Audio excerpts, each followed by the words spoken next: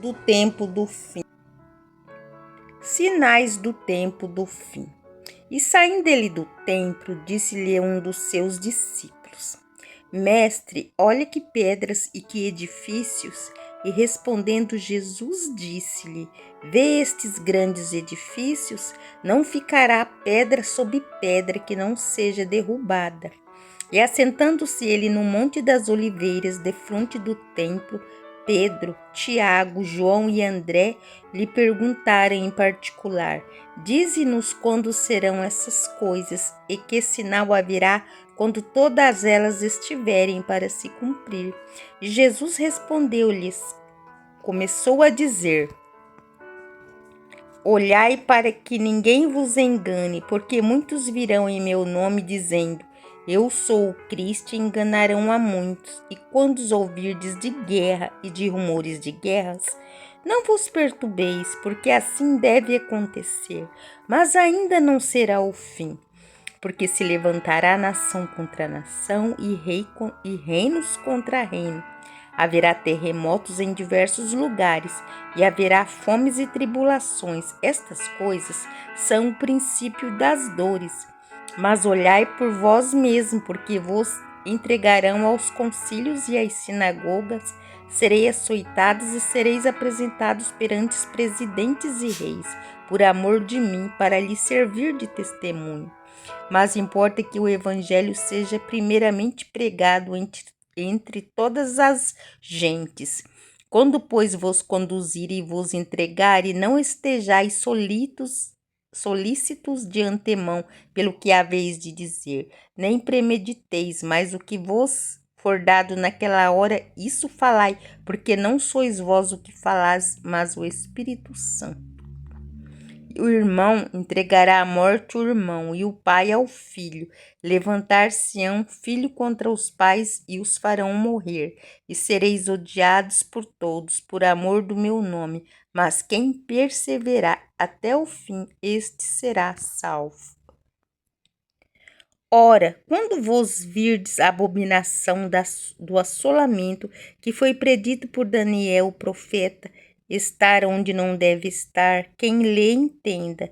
Então os que estiverem na Judéia fujam para os montes, e o que estiver sobre o telhado não desça para casa, nem entre a tomar coisa alguma de sua casa.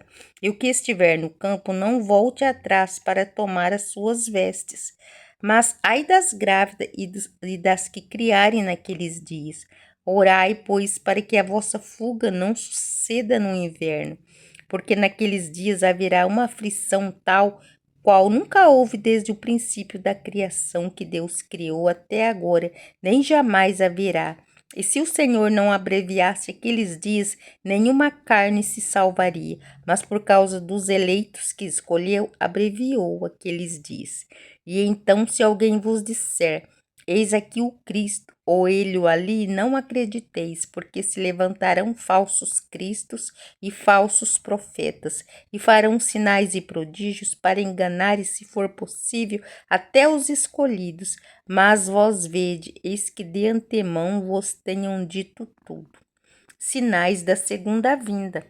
Ora, naqueles dias, depois daquela aflição, o sol se escurecerá e a lua não dará a sua luz. As estrelas cairão do céu e as forças que estão no céu serão abaladas. Então verão o Filho do Homem nas nuvens com grande poder e glória. E ele enviará os seus anjos e ajuntará os seus escolhidos desde os quatro ventos das extremidades da terra até a extremidade do céu. Aprendei, pois, a parábola da figueira. Quando já o seu ramo se torna tenro e brota folhas, bem sabei que já está próximo o verão. Assim também vós, quando virdes sucederem estas coisas, sabeis que já está perto as portas. Na verdade vos digo que não passará essa geração sem que todas essas coisas aconteçam. Passará o céu e a terra, mas as minhas palavras não passarão. O preparo para a segunda vinda. Mas naquele dia e hora ninguém sabe, nem os anjos que estão no céu, nem o Filho, senão o Pai. Olhai, vigiai e orai, porque não sabeis quando chegará esse tempo.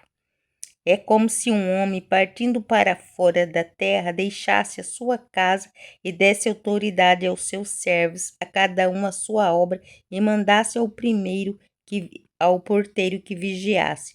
Vigiai, pois, porque não sabeis quando virá o Senhor da casa, se à tarde, se à meia-noite, se ao cantar do galo ou se pela manhã, para que, vindo de improviso, não vos ache dormindo. E as coisas que vos digo, digo a todos: vigiai.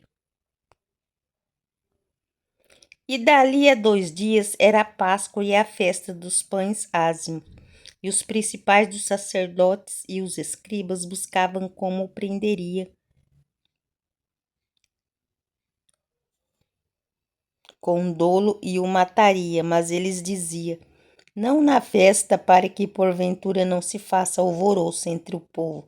Estando ele em Betânia, sentado à mesa em casa de Simão o leproso, veio uma mulher e trazia um vaso de alabastro, com unguento de nardo puro de muito preço, e quebrando-o lhe derramou sobre sua cabeça.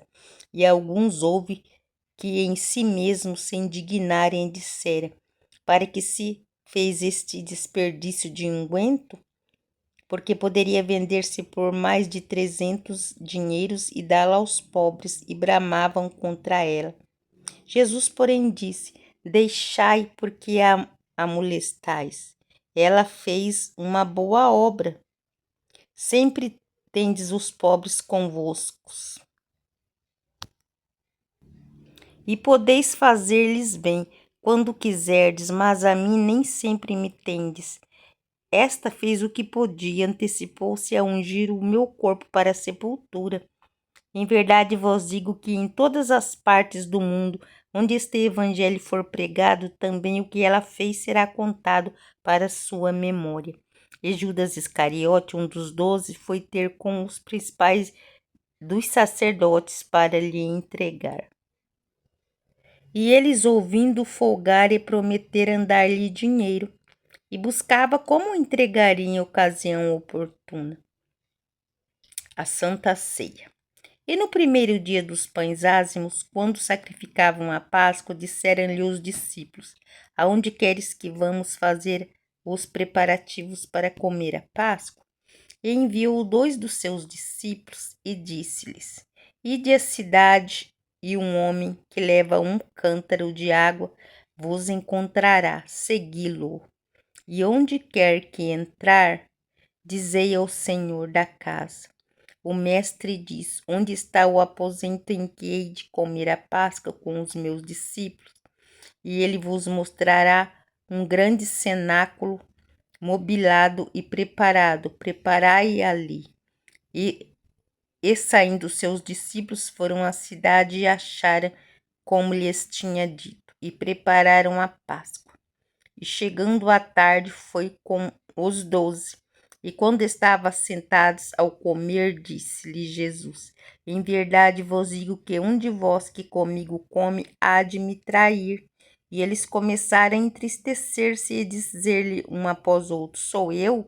E o outro disse: sou eu? Mas ele respondendo disse-lhes: é um dos 12 que põe comigo a mão no prato.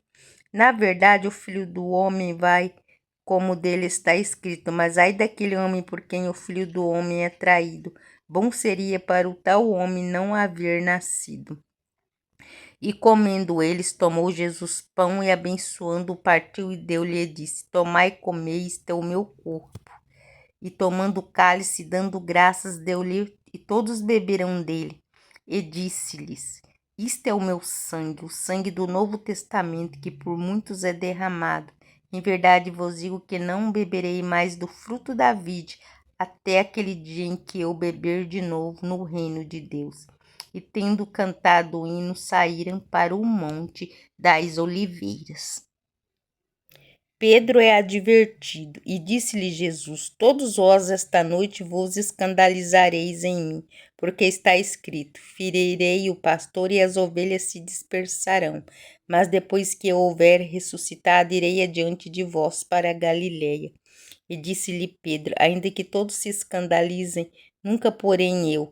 E disse-lhe Jesus: em verdade te digo que hoje, nesta noite, antes que o galo cante 2 vezes, 3 vezes me negarás. Mas ele disse com mais veemência: ainda que me seja necessário morrer contigo, de modo nenhum te negarei. E da mesma maneira dizia todos também. No jardim do Getsemane, e fora um lugar chamado Getsêmani, e disse aos seus discípulos: assentai-vos aqui enquanto eu oro. E tomou consigo Pedro, Tiago e João, e começou a ter pavor e angustiar-se. E disse-lhes: a minha alma está profundamente triste até a morte. Ficai aqui e vigiai. E tendo ido um pouco mais adiante, prostrou-se em terra e orou para que, se fosse possível, passar dele aquela hora. E disse: Abba, Pai, todas as coisas se são possíveis. Afasta de mim este cálice, não seja, porém, o que eu quero, mas o que tu queres. E chegando, achou-os dormindo. Então disse a Pedro: Simão, dormes? Não podes vigiar uma hora? Vigiai e orai para que não entreis em tentação. O espírito, na verdade, está pronto, mas a carne é fraca. E foi outra vez e orou, dizendo as mesmas palavras. E voltando, achou-os outra vez dormindo, porque os seus olhos estavam pesados e não sabia o que responder-lhe. E voltou a terceira vez, disse-lhes: dormi agora e descansai, basta chegada a hora, eis que o Filho do Homem vai ser entregue nas mãos dos pecadores. Levantai-vos, vamos, eis que está perto o que me trai.